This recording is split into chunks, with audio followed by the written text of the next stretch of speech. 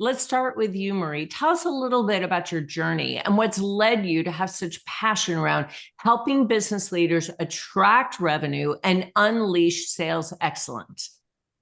Yes, I love that question. And it really truly started with, being a professionally trained, accountant, CPA, auditor, all that stuff, always looking in the back end of how a business is working. When I decided to move out and start my own entrepreneur journey, and my intention was to bring more CFO level work to small businesses because most of them do not have access to that. What was the biggest stumbling block for me was the fact that I did not know how to find clients. I did not know even how to close a deal. I didn't even understand what is a sales process. That word was not even something in my vocabulary. And one thing that led me to being passionate about this is realizing that top line revenue, if that thing is not growing, cash is not happening. And I saw that right in COVID. I had, things where everybody was having struggle with that. And I was one of them, still looking for ways to find. So my biggest turnaround was actually starting to learn from a sales trainer and start building my momentum in growing my sales revenue. I love that. And what about you, Kim? Tell us a little bit about what's led you to have such passion around helping business owners, entrepreneurs, business leaders attract revenue and unleash their sales excellence. So this isn't something that I usually talk about. So my story usually involves how I came out of hiding and stepped out of the spiritual closet. But little known fact, I grew up in accounting and finance. What? Yes, I did. And so in doing that, it gave me an appreciation for numbers. And so I adored numbers. But then I switched and I worked for Oracle for a handful of years, and that's a software company.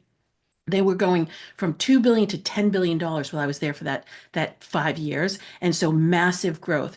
I ended up having a consulting practice that because of the growth, I was running it by myself, right? No experience running anything. And I was flying around the country closing deals for people because apparently people couldn't close deals. So I learned on the fly, literally on the fly. I'm like, how am I going to close this deal? I was the troubleshooter, I was the fixer. I'd walk into a room, there'd be, 10, and I'd hate to say it, 10 men standing in a boardroom. And there I'd walk in, my little skippy little laptop, and I would say, what is going to serve them the best? How can I be present for them and address their needs in a way that is going to overcome McKinsey and Bain and all the other consulting firms? And I did it. I listened. I would go in with blank piece of paper and I would just listen. They were not impressed for the first 10 minutes, by the way. They were pretty ticked off that I didn't have a presentation. And yet I didn't even know what to present because I didn't really know what their issues were. I didn't know what their needs were. So for me, it started off by listening, and bar none, my close rate was like 95%. And so then I could sell, yay. And then there goes my normal story where how I went from services of systems to strategy and then finally astrology and strategy. But we can get into that another time because we're talking about sales right now. Although it's all integrated. And one of the best skills that you can have as a salesperson is listening. That is absolutely what you should always lead with, is listening to the client's issues, problems, pain points, so that you can then orchestrate a conversation around what you can do to help alleviate those issues, those problems, those pain points. So that's beautiful, Kim. And that is absolutely one of the most, I think, often unacknowledged areas of acumen and real distinction with salespeople are those that listen and those that don't. But first, just to level set, what do you think is the distinction between marketing and sales? And how should marketing actually intersect with sales? And Kim, we'll stay with you for a minute. What do you think is the difference? And then what is the relationship between sales and marketing? I love this question because I feel that we often, and I'm just going to say micropreneurs, solopreneurs, we often fall into the trap of marketing and we lose sight of sales. So for me, sales is there money being exchanged? Or is there resource being exchanged? So this is where it can get a little bit murky because I always appreciate if people here right now, right? You have sold a seat in this presentation. And so this is a sale because there's an interaction and an exchange that's abundant. We're hopefully going to impart knowledge that is going to be really valuable to you, and you're going to be able to walk away with that, right? If there's anything further, beautiful, and if not, that's also beautiful. But it feels like marketing because marketing is educating, marketing is turned into entertainment, right? Like watch my 30-second reels. I'm not that good at them, by the way. But there's the, am I present? Do people know me? Is there brand recognition? Do they know what my value is? Do they understand what my proposition could be to them? Do they appreciate the results that I get? Those are all things that are really necessary and ultimately interesting, but they don't ever not ever, but they don't actually transfer into a sale. So I always talk to my clients about what are your sales channels? How are you actually getting prospects to turn into clients? And we focus on those first. Number one business priority is you and your clients. Number two is sales. Then there's collaborations, then there's networking, then there's and like marketing is like number 8 out of 10 priorities. So I when someone love comes that. to me and they say they have a sales problem, I'm going to be talking to you about how are you getting people in the door. I'm not going to be talking about who knows you and what your audience is and what your numbers are for followers. That's it. That's totally it. I love that, Kim. That's so smart. And, there are a lot of vanity metrics that we tend to get wrapped up in. And as you mentioned, followers, likes, comments, number of social media posts, number of, open rates, click-through rates. But if that is not translating into sales, into the transaction of an exchange of money for value, then in fact, all of those vanity metrics are meaningless. They just completely don't matter. And so for you, Marie, what do you think is the biggest distinction between marketing and sales, and how should that intersect happen between those two disciplines? Yeah, from my perspective, and this happens quite a lot with entrepreneurs that are just starting out. And I know, Kim, you work with certain people that are already somewhat established, so you're going sales to marketing. So the way I work with my clients a lot of times, and so those that are just starting out, it's somewhat exact opposite. If nobody knows you, nobody's going to flow you. So the marketing is going to come initially because we want to start getting more attention to be able to have those conversations and bring people through and then actually make the sale. So marketing is going to be the engine, let's put it that way, that's going to generate the leads and the people and the connections and the people in your network to be able to have those discussions and be able to make the sale and then transact. Now there's an actual dollar or time or whatever it is, that transaction happening. So when someone comes to me and they have an idea, the first thing we're going to do is start a marketing plan, because if nobody knows them, that business is not happening. So it depends based on the company and where they're at. At some point when they're already established, it becomes what Kim is doing now is like, okay, let's work your sales numbers first. How many clients do you have? What are the opportunities to grow that business to the next level using the same current clients? And then let's look at your marketing. How is your marketing supporting new leads? So it becomes a different discussion. Yes. Can I jump in? I'm gonna totally can I totally jump in? Okay, I'm just gonna do it because I'm just gonna keep talking. Okay, so here's what can happen when you know exactly what your value is and you know what your offering is. And if you know one or two people in your world, right? Like, gee, I know Linda Fisk, I know Marie, right? Like, okay, is there something I could do that would help them and help their audience and help their clients? And even if you don't have really any presence, you can still do that, and you can leverage someone that has already established that knowing, liking, trusting, relationship with their groups, and then you can hop in and you can have conversations, and that could translate into a growth scenario for you. So when I started this business and I got really serious about coming out of the spiritual closet, that was a thing. It was the top of 2020. I knew someone who was in the online space. I was terrible at the online space, by the way. I'm like, I'm not actually that sophisticated now. I'm really not. And so I said, "Oh, let's do the annual forecast, right? That would be really good for your audience, and let's go ahead and do that." So I went into her group and I did the forecast for her. And then when I, intuitively, I was like, you know what, maybe I should have offer calls. So I just dropped my link in. Now, with a pen, a sheet of paper, an Excel spreadsheet, and a Facebook group, that's how I made the first $1 million in this business. So that's what I mean about you don't necessarily have to have a lead magnet with an email list with all the things. I agree with Marie. You want to have a presence and you absolutely need to know people and you absolutely need to be in front of them. That's 100%. And then it's what you do with that. But I can shorten that cycle for people and you can do that by collaborating. And it's a beautiful way to grow your audience and grow your value ripple effect.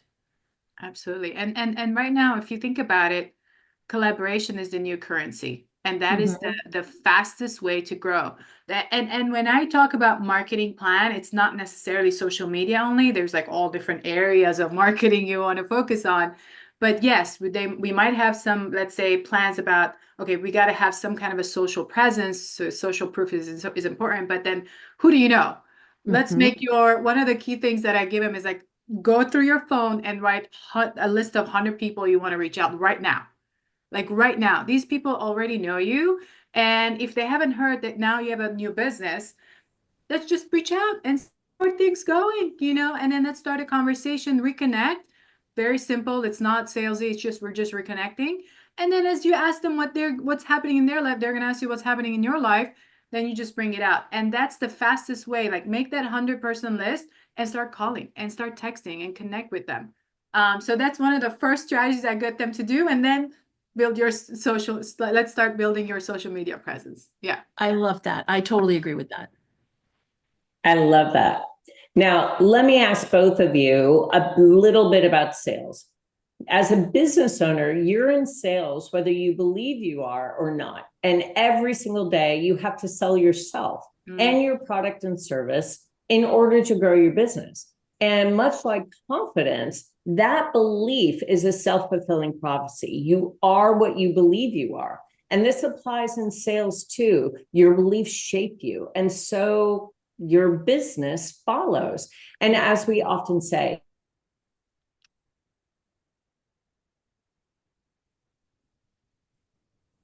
I think we lost Linda. Yeah. Okay. So as we often say, I don't know. Sales is important. this other Absolutely people. important. Oh, here we go. Yeah, She's back. I don't know. Marie, you want to jump in? Hey. Um, so I think where she was going with, I guess, you know, putting the question together is how much perhaps we believe in ourselves, and I can totally speak through that. When I started my entrepreneurial journey, I could say that I could talk about what do I do in finance? And it'd be all of that. And then as soon as, a client would, or a possible prospect I would be talking to, I would talk all about the technical stuff and probably bore them to death instead of actually talking from a confidence about how I can solve their problem. And something I wasn't doing and I learned afterwards is what you said, Kim, is about asking the right questions. I wasn't asking enough questions. I was just telling them all the things I could do for them. And that's such a turnoff. So you want to actually build that confidence and their trust by asking the right questions. And with at the confidence comes in, the more you repeat doing that over and over. What do you think, Absolutely. Kim? I do too. Let me just let Linda in. I'm Yeah, letting I Linda got back it. in. Yeah. So the whole believing in yourself, I absolutely agree with. In fact, my entire methodology is built on that.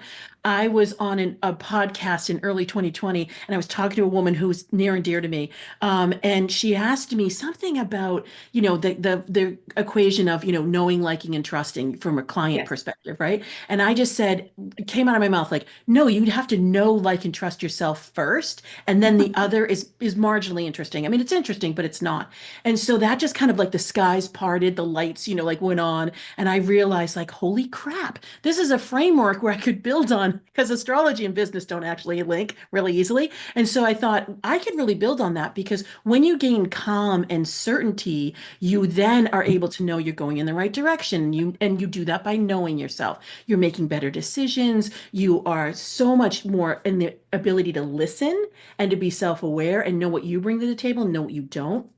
When you like yourself, that's where you are taking care of yourself. And it's not just that empty success, pursuit. It's the satisfaction, it's the joy, it's the pleasure. And when you show up passionately, that is the difference between turning someone off and turning someone on, right? And then when you trust yourself, that's the money shot. I mean, that's when you are attracting your soulmate clients. That's when you are confident enough to just bring a pen and a piece of paper into a room and know. Like Marie and I, we just showed up today. We're like, we're just going to have a really cool chat, right? We had no idea where we were going to go. There was going to be an attachment to the email string. It didn't, it wasn't there. And I was like, yeah, okay, let me read the title. Okay, let's show up and let's talk about this. And I think that those conversations are much richer. I think they're much more natural, that organic.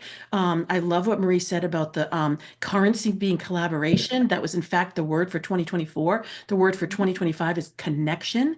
And the themes are precision and alignment. And I see Gail put alignment into the chat. I mean, exactly right. And so when you show up fully yourself, others lean in and they wonder, like, I'm I curious. love that. Thank you, ladies, so much.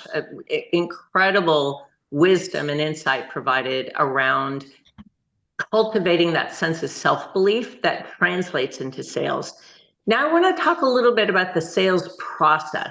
And Kim, you said, you were kind of winging it, but you had phenomenal success. Marie teaches a little bit more of a structured sales process. So let's talk a little bit about that. What we do know is that businesses that use a structured sales process tend to outperform those that don't.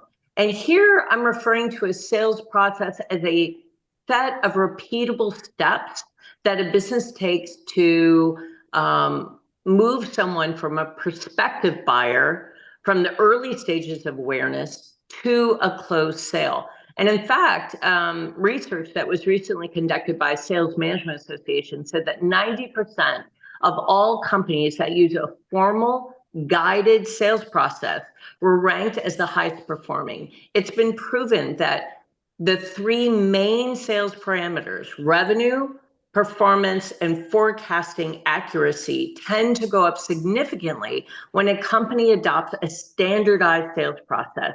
Yet, according to the Objective Management Group, a whopping 68%, almost 70% of business leaders don't follow a sales process at all. So how can you help your clients kind of equip themselves with practical, customized methodologies? Maybe it's not something as rigid as a sales procedure or process, but maybe it's a battle-tested sales technique. So what are some of the few actionable tactics for nurturing client connections, articulating value propositions, overcoming objections, and truly executing confident closure on a deal? So Maria, I'm going to start with you and then we'll hop over to Kim. Okay, sounds good. The sales process that I use is really based off of the 10X model. And what it includes is, from the greeting, there's greeting, fact finding, the presentation, the trial close, and negotiations there. So that's the very high level of what a process should look like. So the greeting is really focused on how you show up, and something that me and Kim have kind of mentioned a few times is like how you show up is very important. So if you're already sold on it, you're showing up with all this excitement and you're going to be able to help, it's going to actually elevate the trust right away. So it's going to connect with people more. The next one is fact finding. Again, we kind of reference to this a little bit, but asking the right questions, the tough questions sometimes. Since both Kim and I also work on the accounting finance side, sometimes we're asking really tough questions that most people will be uncomfortable to saying, but at the same time, we're like, well, nobody else has asked me that. And that's where you differentiate yourself from being just an average salesperson or business owner to like really a professional.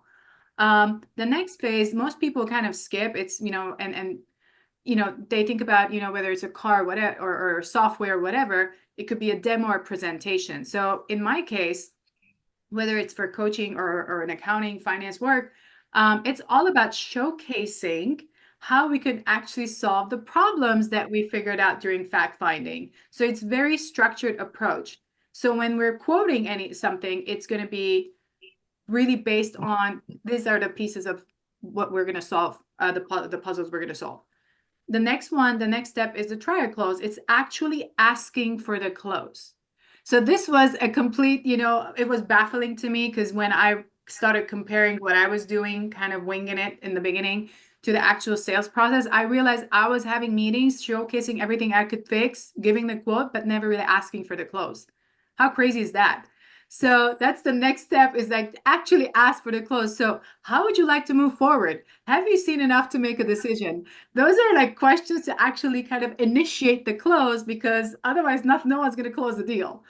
And of course, at that point, you'll have a little bit more of a back and forth, maybe a little bit more negotiations, a little adjustment on what that final thing, piece of the service looks like, and then it's a close. And that's a very structured way. And someone like me that really likes specific structure, I'm all about, the accounting is all structure as well.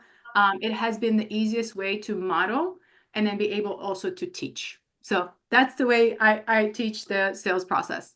I love that. Thanks so much, Marie. And Kim, what about you? What are a few of the actionable tactics that you help your clients with to nurture client connections, articulate value proposition, overcome objections, but really help them build that confidence to move forward with, as Marie said, asking for the deal?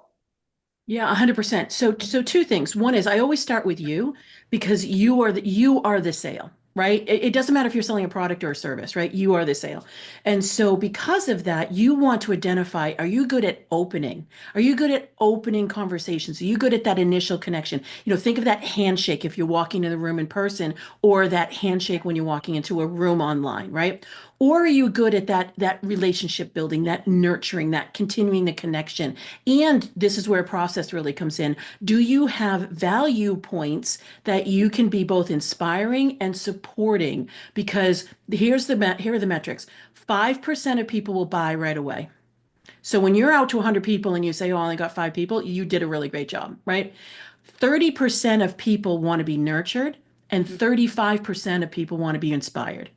Then where's my math? Then there's, the other 30% actually are never going to buy, but they could be really good followers and they could be great referrals and all the things, right? So knowing those metrics, people will need to be either inspired or nurtured. And depending upon what your product or service is, depends on what the length of your process is, right? So for me, I sell high ticket, not uber high ticket, but comfortably high ticket. So it's going to take some people, a hot minute, if you will, to make the decision. So they need to experience me. So when you know what your sales goal is, and you know what your ability is from an opening, nurturing, or closing perspective, then you know where you need system help, and you know where you're just going to naturally gravitate to. So I'm a great opener and I'm a great closer, and I am terrible at nurturing. I am terrible at it. And I know that, right? So when I was working with my business with my husband, he was a great nurturer. So together we it was wonderful. He's in a whole different world right now. So it's just me. So I have a nurturing process that is all built in. I've got great value sets. I have events. I have like places people can go to then not make them lose sight of who I am and what I can do for them. So when you know what you're really good at, and you recognize that only 5% of people are going to say yes, like at the drop of a hat, then you can know where to fill in and where to get support. Because I agree with Marie, a lot of people aren't asking for the sale. That's another whole thing. I have like a 72-page anatomy of a sales call, and like wearing your value and all the things. Because if you can't own, somebody might come to me and say, I want to charge $10,000 for my offering. And I say, fabulous. I think that's a great number. Do you wear the number? Can it come out of your mouth? Do you believe it? Because half the time it's like, well, then that's not your number. You need to own your number. And whatever your number is, guess what? It's never about price. It's never about time. It's always about the value and the results and whether they believe in you. Yeah. Wow, such wisdom. I love that. It's never about the price. It's never about the time. That's it. And one of the most important series of decisions that I think we make as business owners or sales leaders is how to seamlessly move between the early stages of growth in your business to a more well-managed stage of kind of scaling your business. And moving between growth and scale can be really tricky. As both of you know, when a business enters into the early stages of scale, that's when they most often fail. So where are a few of the essential elements that you feel like will broaden the toolkit for executive leaders and sales leaders as their business moves from a phase of maybe really fast growth to the task of scaling their business? How does that change in terms of what they offer and how they offer their products, their services in a sales environment? As you know, we move from fast growth to stages of scale in our business. Sometimes that impacts the way that we go to market and the way that we present our offerings, right? So, Kim, let's start with you. If you could help us just think about a few of the essential elements that will broaden the toolkit for those people on the call as they move from fast growth to the task of scaling their business. The first thing that I like to talk about with scaling your business is you're going to start saying no. And everybody always has a heart attack when I say that. It's because you're growing and you're like, you say yes, and you're just diving after balls and all the things, right? But at some point when you're scaling, you are going to start winnowing down. So the easier words for people to think about: optimize, delegate, streamline, profit first, those type of words they can accept better than no. But I help my clients say no.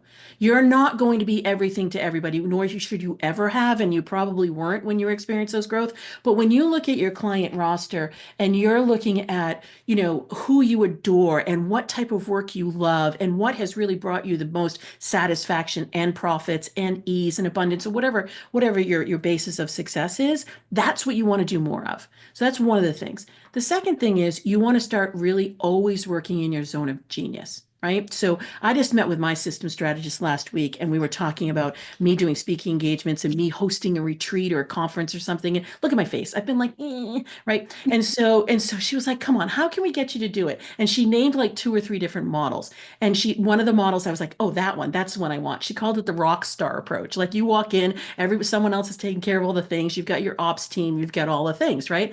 So when you're thinking about scaling, you're going to be showing up in your zone of genius. You're going to be showing up with your favorite people. You're going to be then looking to expand your reach, but not necessarily expand your offerings. So it's like you want to simplify and then scale. And I'm going to attest that to Krista Grasso, who's my system strategist, and that's her saying, not mine.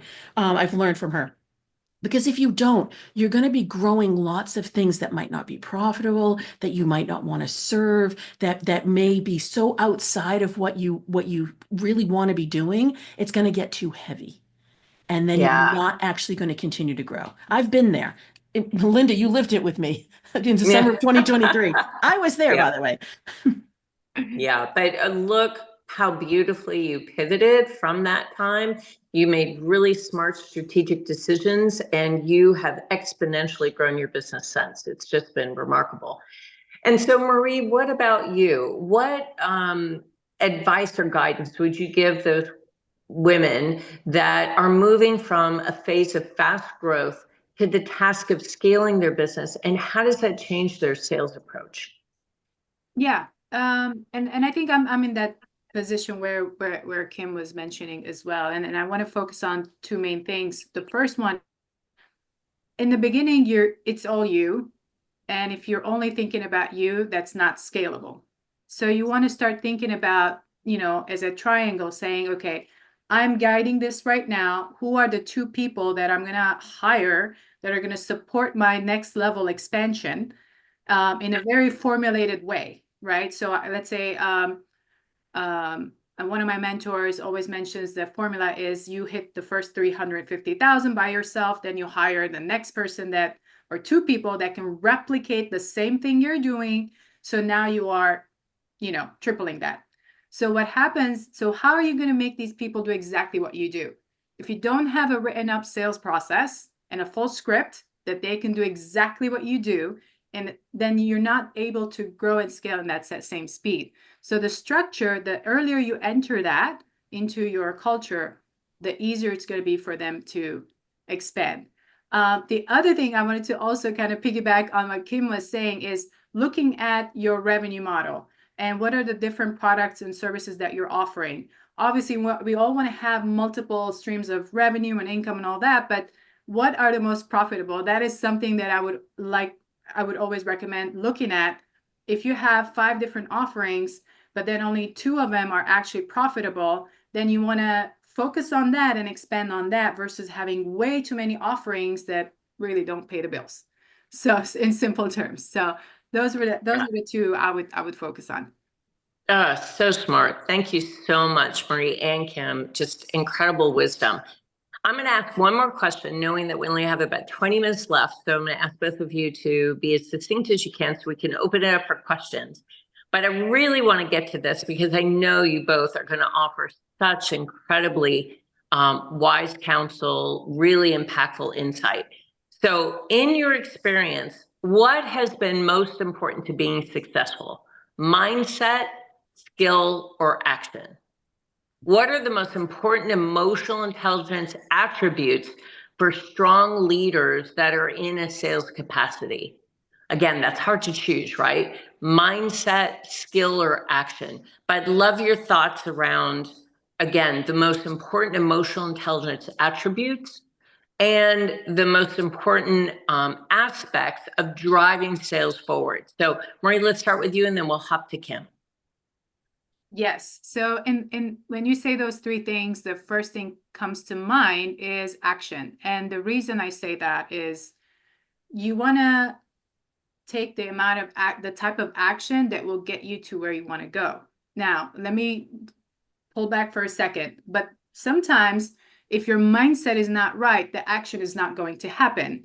So the action is very important, but your mindset is important. So at some point, you want to always look at what are the things that are holding you back and what are the mindset shift that you're going to have to do. What are the trainings you want to do to actually help that then it will help you take the action.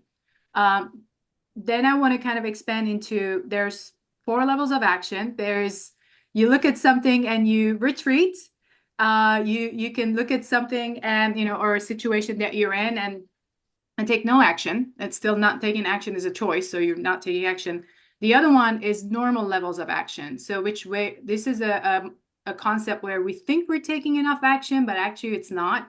And then there's the 10x levels of action when you're always at high gear, pushing when everybody else is saying, you're crazy. Then you're doing the right type of action. I love that. And often taking action will actually help you understand where you need to reskill or upskill. And it may also help you uncover where you need help with your mindset, where you have those insecurities and doubts that need to be overcome. And it's through taking action that oftentimes those things are revealed. So really smart. Kim, what about you? What do you think are some of the most important ingredients to being successful? Mindset, skill, or action? Hey, first of all, I just have to say I hate this question. I absolutely hate you're making me choose, right? I do. I Yes. don't like it at all. I don't want to choose. And yet I had the opportunity while when Maria was talking to think about what would she's making me choose. I will actually meet this and I will say, I will take action on this. It is mindset because if you're not going, that's the first thing, right? So if your mind is around lack and around, I need to make the sale and I have expectations and I'm attached or I just know what I'm doing and I'm just really closed off. Look what I'm doing with my hands, right? Like I'm really closed off. You are not going to be able to make a good sale. It's just not going to happen. And oh, by the way, you can make the sale, but it's not going to be a good one. We've all had those moments where you went a little bit too far convincing somebody or your instinct said like, oh, I really shouldn't be offering this, right? Like this isn't going to turn out right. And it turns out to be a terrible client, right? Like, all the things are wrong with it. So I have, you made me choose, Linda. I am doing that. I have to say mindset. Yeah, and let me say they're all interdependent to your point, Kim. They are. But for sure, there is almost a sequential process that a lot of salespeople go through, and it does happen to be around mindset, which leads to skill development, which leads to action. But I love the fact that Marie flipped that, right? It makes me really think, okay, what if you were to take action first? What could that teach you? So there's lots of ways, I think, of answering that question and providing a solution, but it's really meant to be thought-provoking. And so thank you for playing along. I really appreciate it. Now I'm going to open up the conversation for everyone to have the opportunity to ask a question. So as you've probably noted, I had to change platforms. So I would appreciate it if you would just simply come off mute and ask Kim and Marie anything that's on your mind. I would appreciate any opportunities that we have to create a discussion. And if you have any questions at all around, I don't know, what top performing sales professionals or entrepreneurs need to know to consistently grow their business, or the attributes of emotional intelligence that strong salespeople have, or anything that you want to ask, Kim and Marie, please just come off mute and let's have a conversation.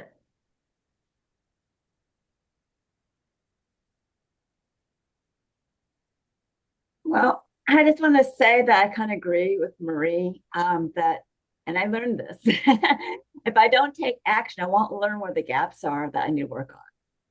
And we need to grow in life.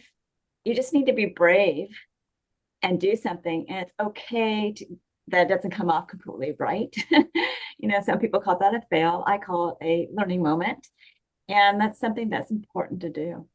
Debbie, I love that. That's just, yeah, really brilliant. Thank you so much. And I love the fact that you talked about bravery and courage, because for sure, being in any kind of sales environment or sales interaction does require confidence, bravery, courage, especially if you are the product. If your coaching, your teaching, your training is really what you're offering your business acumen, your insight, your extraordinary experience and expertise. And so that can feel very personally. And that sort of personal aspect of the sale can require that you be courageous and brave. So I love that you brought that up. Anyone else? In the chat, Gail wanted us to cover about the concept of profit first. Yes. That impacts the sales process. So please feel free, Marie, and then we'll hop over to Kim. Yeah. I know profit first. It's, based off of a book and very specific concepts. And, we have actually a specific member that focuses on that concept. My training is a traditional accounting, so I can actually create profit models, up the wazoo, whichever way. So I don't need to follow specifically the profit first methodology, but I do think it makes it simple for people to set aside cash for specific expenditures. The way I approach it is from a corporate structure. The sales that are the sales process needs to be directly related to the financial plan that is set out there. So if we're planning to make, I don't know, 10,000 a month, and I'm keeping it simple numbers here, just 10,000 a month or 100,000 a month. How many team members do I have? How many prospects do I have? How many closings do they need to do? What are the products that they're selling? What is the campaign?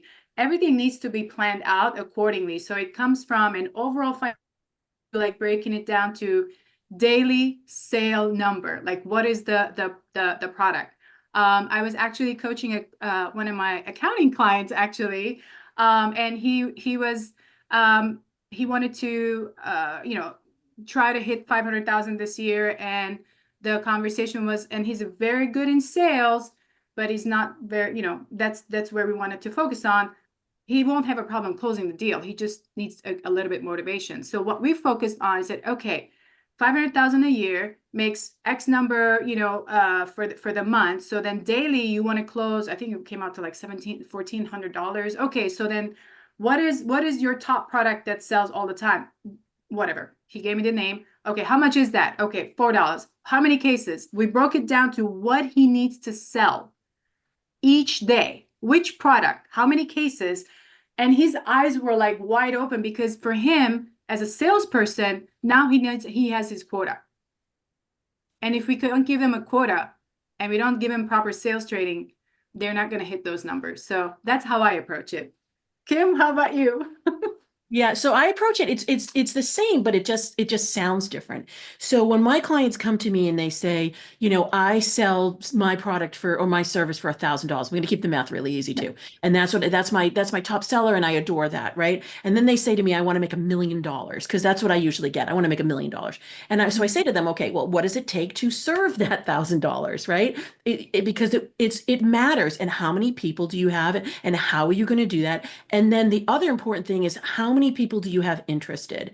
So a lot of people will come to me. I do work with a lot of service-based business owners, and they'll say, I have, 5,000 people on my email list. I have, 200 people that are rapidly following me, and I want to start a group. And I'll say, you're ready because you've got 200 people. You want to start a group. It's $1,000. You want 10 people, whatever that math is. But sometimes people come to me and they say, I sell things for $1,000. I want to make $1 million, and I have 10 people in my world. And I've only done one-on-one clients, but I want to launch a group. How many people do you have in your email list? How many people are in your audience? How many people are following you? What does your pipeline look like? How are you actually driving people to that group, product, whatever? And a lot of times I'll get the face like, oh crap. Like, yes, it's all numbers. It really is all numbers, right? You want to have a product or a client list of 10 people, of 100 people, whatever it is. 10x that for the people that you want to have rapidly being engaged with you. 100x that for people that you're marketing to. That's the rule of thumb. So out of 1,000 people, you can get 10 people to say yes if they don't know you. That's cold.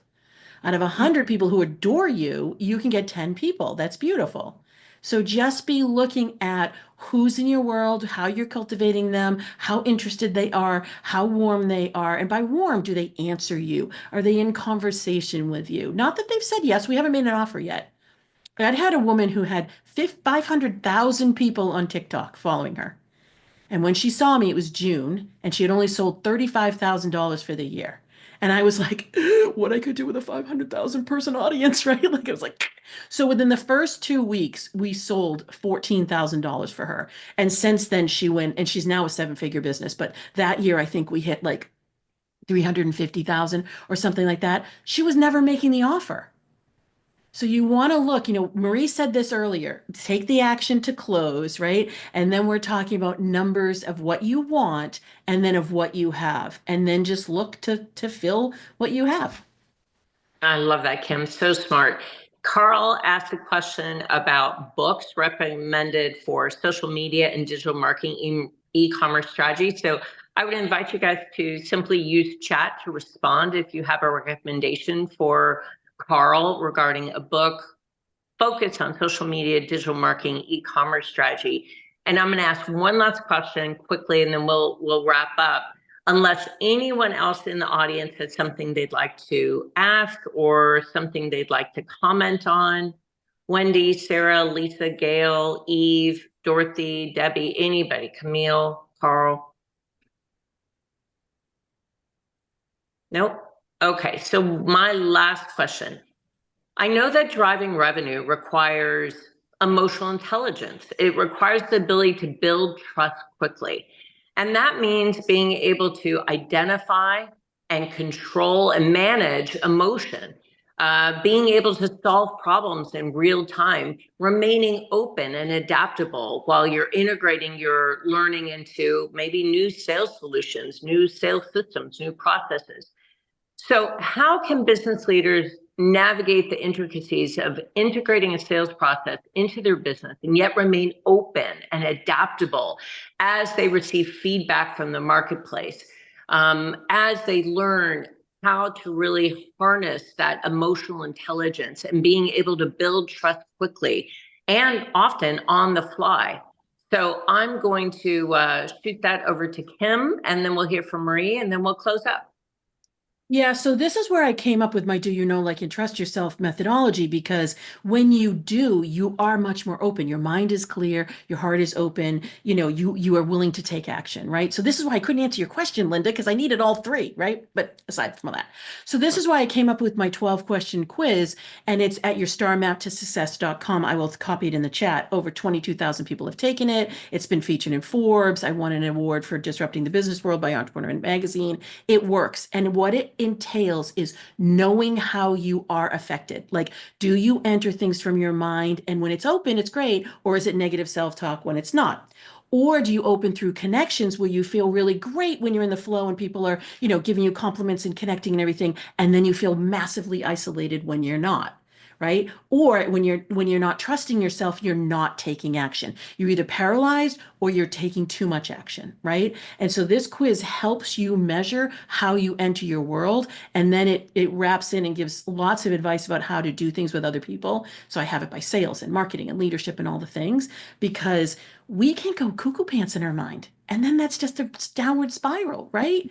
So we can say we're open, but yet we're really not. We're open and we're kind of like this. I call it throwing it over the wall.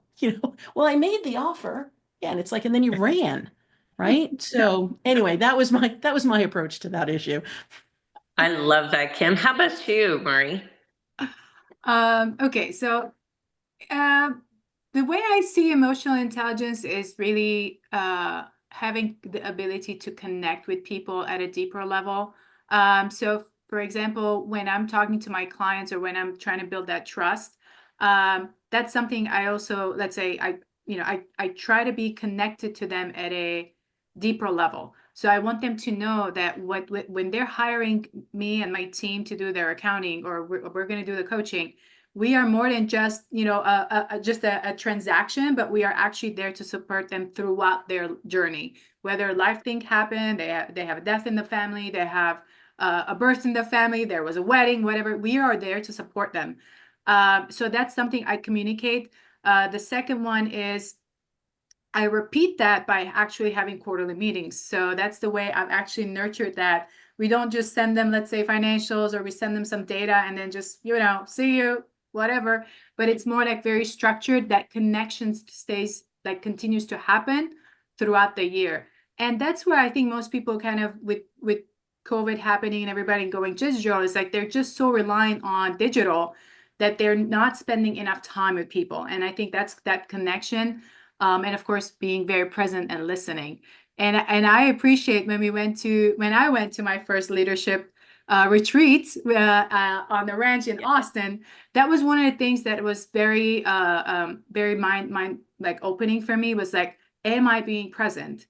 And that's something I took away with me. And then I very much focus right now when someone's talking to me, and that I'm fully aware, I'm fully present, I'm taking in everything that they're saying. And that's also has helped me with my sales too, because I'm listening before I'm trying to sell something or trying to close a deal, because so that's a big that's the way I've approached it, and it's been very helpful.